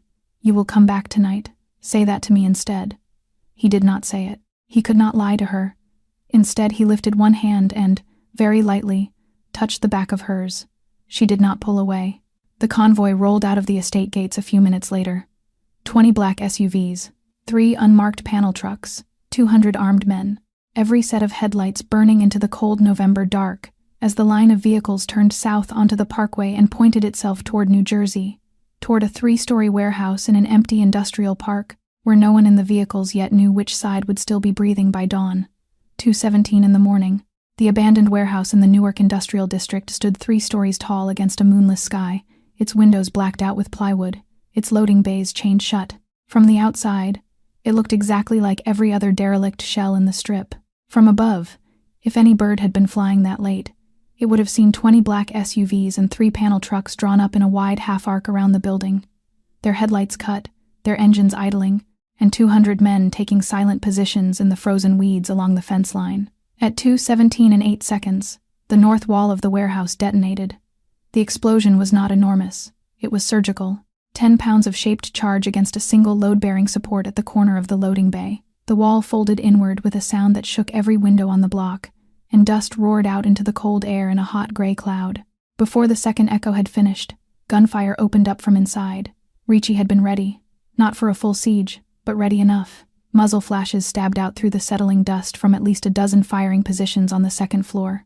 The north team dropped into cover along the outer wall and returned fire, holding the position exactly the way Alessandro had ordered them to. Draw the eye north, draw the fire north, do not push in. On the east side of the building, Enzo's team went through the main gate like water finding a break in a dam. The chain snapped under a bolt cutter. The doors slammed open. 20 of the Moretti's most experienced foot soldiers flooded the ground floor in a 2-line formation and started clearing it room by room. At the far side of the building, at a small side hatch under the loading dock, Alessandro was already inside. The dock hatch had gone in quietly. A 1/4 pound of plastic, explosive, no more. A soft crump, a puff of concrete dust, and a 2-meter gap into the substructure. Alessandro went through first, carbine at his shoulder. Safety off. His own breathing steady inside the padded strap of the vest. 12 men followed him, the center team, his hand-picked 12. The first hallway inside was narrow, low-ceilinged, smelling of damp concrete and old motor oil. He moved down it in a controlled walk, weapon up, checking every side door at the correct angle. His men fanned in a tight, staggered line behind him. At the first bend, 3 of Ricci's men stepped out from a side doorway with pistols raised. Alessandro did not slow. 3 short bursts from the carbine, 2 seconds total, 3 bodies on the concrete. He stepped over the nearest one without looking down. They pushed through the ground level. The corridor opened out into a large space that had once been a machine shop, gutted years ago. Richie's men had turned it into a defensive nest. 24 of them opened fire from behind stacked crates and old fabrication tables. The Moretti men went to work. They moved in the disciplined pairs he had drilled into them for 2 decades. One covered, one advanced, one suppressed, one flanked. Alessandro did not stop moving. 2 of his men caught rounds within the first 10 seconds. One in the thigh, one in the neck. The one in the neck was already dead before he hit the floor. Alessandro did not stop. The basement was the objective. He crossed the machine shop in a low run behind the cover of an overturned steel bed, hit the far wall, and located the stairwell door in the corner. He kicked it open. Cold air came up from below. He went down first. The basement corridor was long and narrow. Fluorescent tubes overhead flickered on a bad ballast, giving the concrete walls a shifting yellow-white cast. Ricci had set 4 snipers along this hallway. 4 men in tactical vests, kneeling in doorways, rifles resting on portable bipods, aimed straight down the corridor at anything that came off the stairs. The first shot missed Alessandro's head by an inch. He dropped behind a support column. 2 of his men set up return fire from the stairwell. 2 more advanced in a low leapfrog, one covering, one moving, one covering, one moving. The way he had taught them. The first sniper's head snapped back. The second sniper caught a round through the shoulder and went down clawing at the wall. The third sniper lasted 11 seconds longer than the second. He was very good. He put 1 round into the left leg of one of Alessandro's men, before a burst caught him across the chest. The fourth was the closest to the far end of the corridor, and the last to fall. He was also the one who put a round into Alessandro's left shoulder. The bullet struck between the top edge of the vest and the base of his collarbone. It punched clean through the muscle and out the back of his shoulder without hitting bone. Alessandro staggered against the column. He did not fall. The Moretti behind him fired twice past his shoulder and put the last sniper down for good. Alessandro reset his weapon in his right hand. His left arm still worked. Barely. Blood was running down inside his sleeve. He did not stop. At the far end of the corridor stood a single steel door. He reached it. He listened for 1 full second. No footsteps inside. No safety being disengaged. He stepped back 1 pace and drove his heel into the lock. The door burst inward. The room beyond was small and bare. 1 bulb, 1 folding table pushed against the far wall, and in the corner, crouched on the concrete floor with her small back against the cinder block, her wrists tied in front of her with the same nylon rope from the video, sat Emma. She looked up. For 1 second, she did not seem to believe what she was seeing. Her face was smudged with dust. Her cheeks were streaked where tears had dried and been wiped away. The bruise on her temple had darkened. Then her eyes cleared, and her whole small face broke open. "Daddy." It was the first time in her 6 years on this earth that she had ever said that word. Alessandro crossed the room in 3 strides. He dropped to 1 knee in front of her, laid the carbine down beside him, and pulled a small folding knife from the inside pocket of his vest. He cut the rope at her wrists with 2 quick draws. Then he pulled her into his chest. She was shaking so hard he could feel it through the plates of the vest. "I have you," he whispered into her hair. "I have you. Daddy is here. Daddy's going to take you home to Mommy. I have you. I have you." There are moments a man spends his entire life preparing for, without knowing it, and when they come, everything else falls away.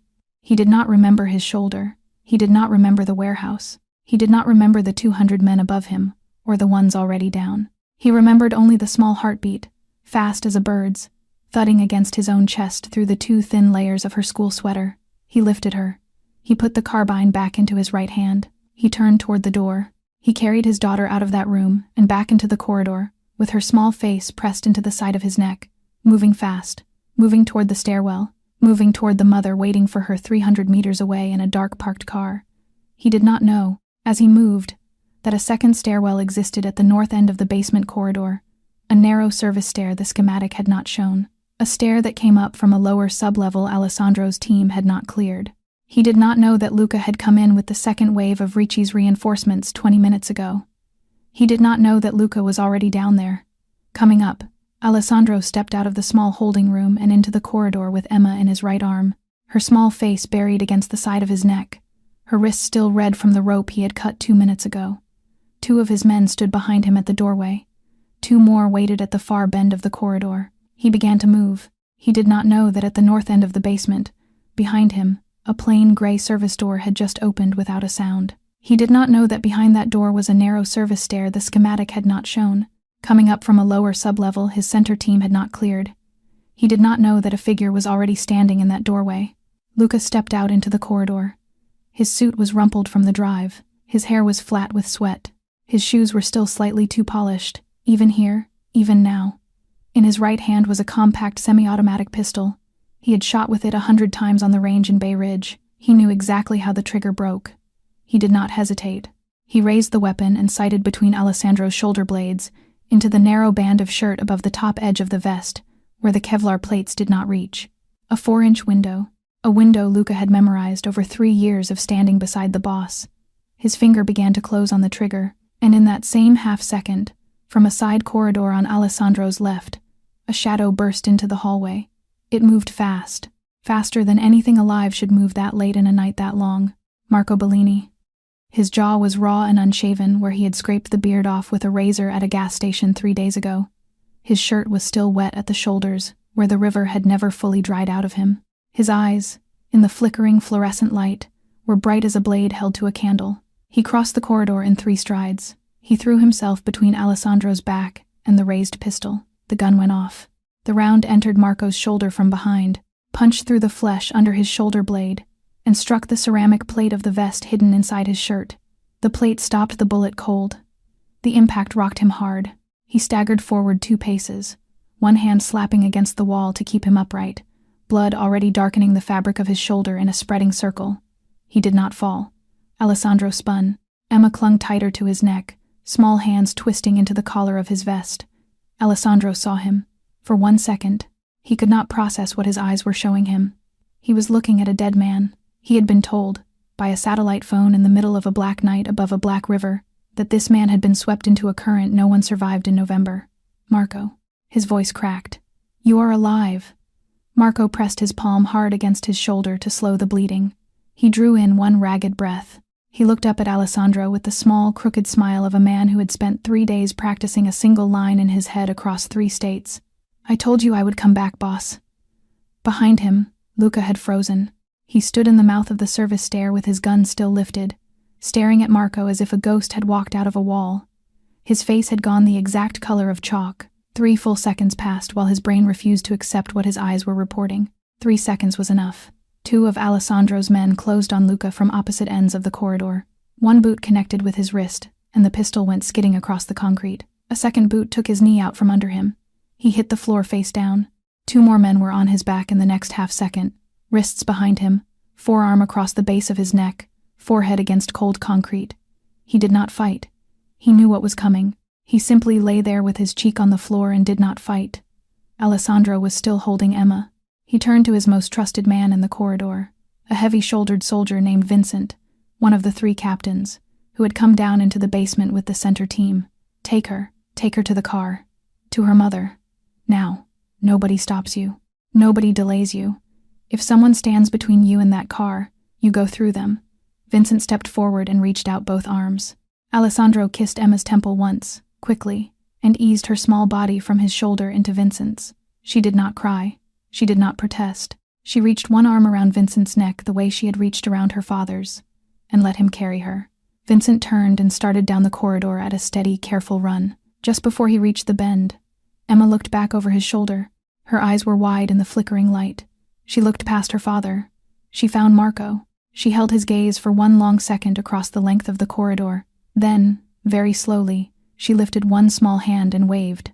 Marco smiled. It was the smile of a man who had just walked back out of his own grave. Then Vincent turned the bend, and she was gone from sight, and Marco lowered his hand. Loyalty is not proven in comfort. It is proven in the moment you are wrongly accused, condemned, and left for dead, and still choose to jump between your brother and the bullet meant for him. Alessandro turned toward Luca. He crossed the corridor in 6 unhurried steps.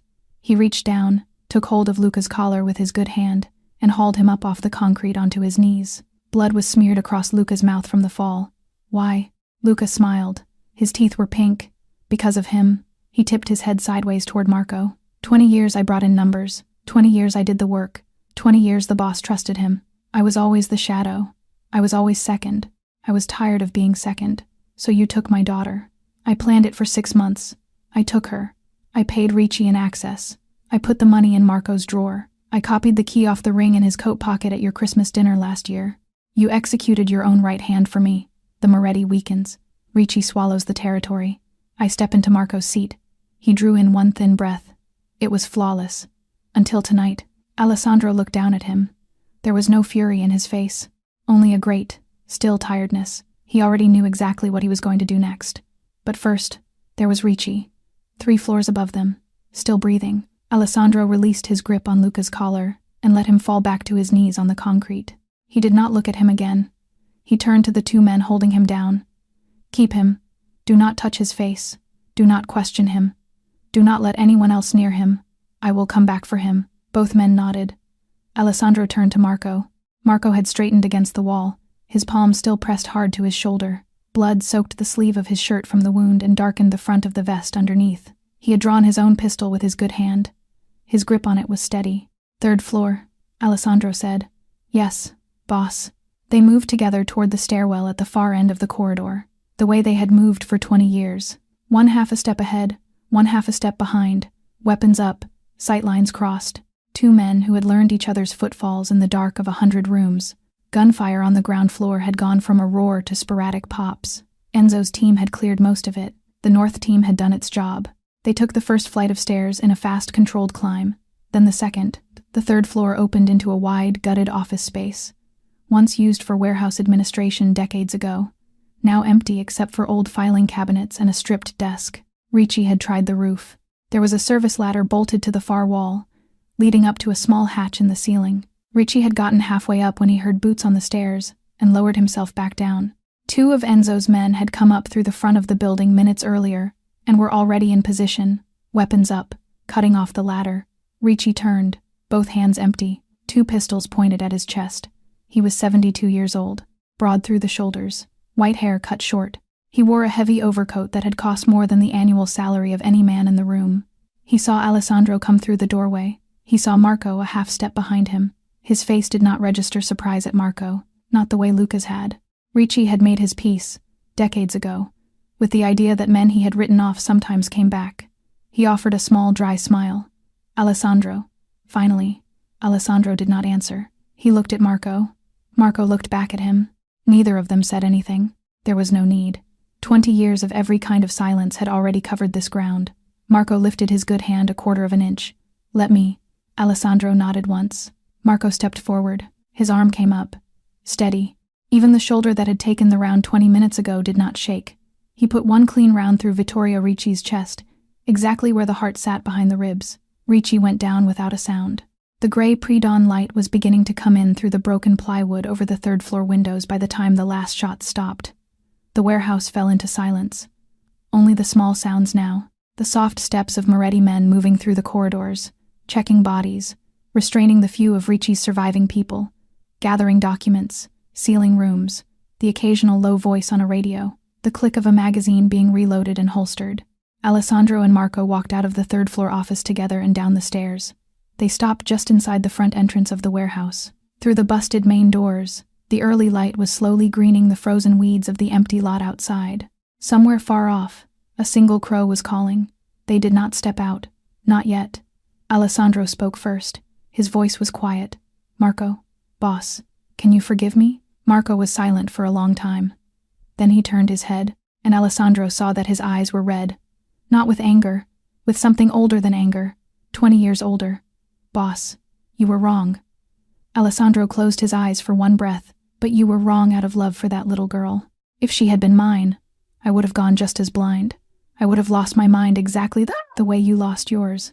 I forgive you. A small pause. But you have to promise me one thing. Say it. Never again. Never let your anger speak louder than 20 years. Not to me. Not to anyone in this family. Alessandro nodded once. He stepped forward. He put his good arm around Marco's shoulder, careful of the wound, and pulled him in. Marco did the same. It was the first embrace between them in 20 years of knowing each other. 2 men who had built an empire together, holding on to each other in the doorway of a broken warehouse at dawn, neither one saying anything, because there was nothing left in this life that either of them needed to say. The nearest Moretti men, without being told, turned their backs and gave them the moment. 300 meters away, in the command SUV, Sophia was holding her daughter. Vincent had delivered her 10 minutes ago. He had lifted her from his shoulder into her mother's arms, said only she is safe, and stepped back into the cold. Emma had not spoken until the door of the vehicle closed. Then she had begun to cry, not the terrified crying of a child in danger, the delayed crying of a child who has finally been given permission to be small again. Sophia rocked her slowly in the back seat. Emma pressed her face into her mother's coat. "Mommy," she whispered. "Uncle Alex came. He came for me. I know, baby. He said he was my daddy."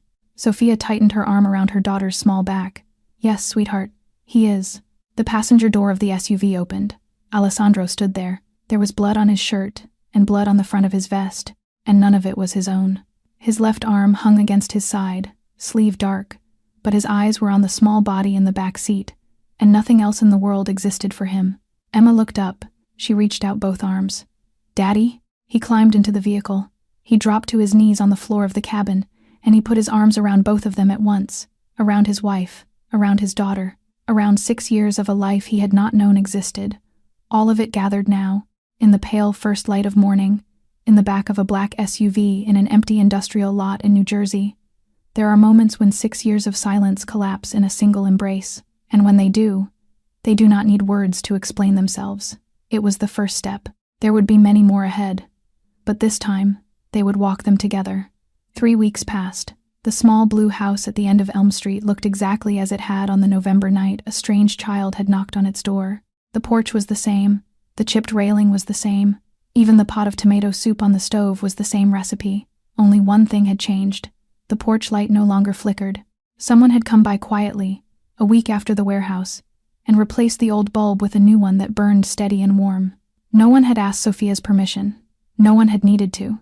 She had simply come out onto the porch one evening, looked up at it, and understood. On the third Saturday, at 4 in the afternoon, a single black sedan pulled up at the curb. No convoy, no men in dark coats standing along the sidewalk, no engine idling behind it, just one car, one driver, and in the back seat, alone, one man. Alessandro Moretti stepped out. He wore no overcoat, just a plain charcoal sweater and dark trousers. His left arm still moved a little stiffly from the wound that had not yet fully closed. In his hand he carried one small leather suitcase. He did not walk to the porch as a man arriving to visit. He walked to the porch as a man arriving to stay. Sophia opened the door before he could knock. Her eyes moved from his face to the suitcase, and then back to his face. "You are sure?"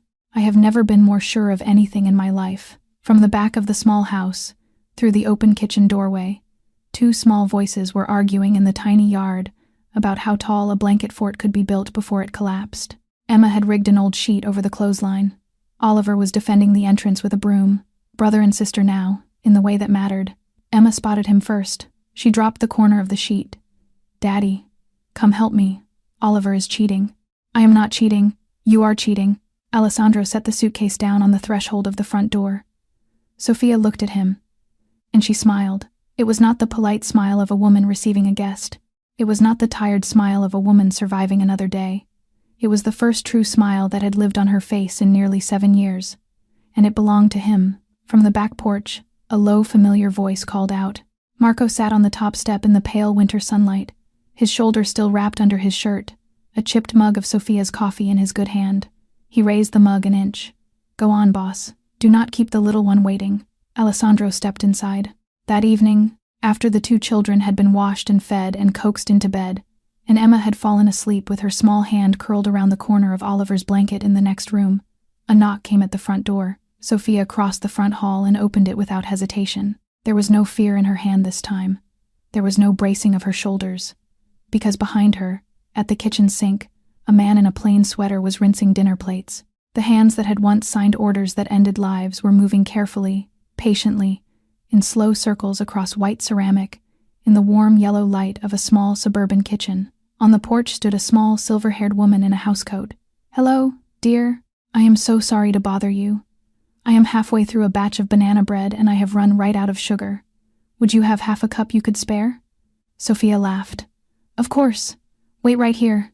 She returned a moment later with a small ceramic bowl. She pressed it into the older woman's hands. She wished her a good evening. She closed the door. Sometimes it does not take an army to change a man. Sometimes it takes a small girl, a bowl of soup, and a door that was opened without asking who stood on the other side. And here, dear listener, is the quiet lesson at the heart of this story. True strength is not found in the size of the empire a person builds, or in the number of doors that open before them, because of who they are. True strength is found in the humility to be welcomed, in the courage to stand on a stranger's porch and ask to come in the grace of a mother who chooses her child's peace over her own past, in the loyalty of a friend who is willing to step between a bullet and the brother who wrongly condemned him, and most of all, in the small, clean heart of a child who does not ask what a stranger can give her before she offers her hand. We hope this story touched you tonight the way it touched us in the writing of it. If it did, please take one moment to press the like button and to subscribe to our channel, so that stories of kindness, courage, and second chances can continue to find their way to more hearts around the world every single day. Share this story with someone you love, someone who may need to be reminded that the door of a small home, opened without hesitation, can still change a life, and we would love to hear from you. If a lost child knocked on your door tonight, cold and alone, would you open it? Have you ever had a moment in your own life when a small act of kindness came back to you in a way you could never have expected? Tell us your story in the comments below. We read every one of them, and each one becomes part of the reason we keep telling these stories. We wish you good health, a warm home, and gentle days ahead. May your own porch light burn steady tonight, and may the door of your heart always open the way Sophia Bennett's did, one quiet November evening on a small street in Queens. Thank you for staying with us to the very end. Goodbye, and we will see you again in the next story.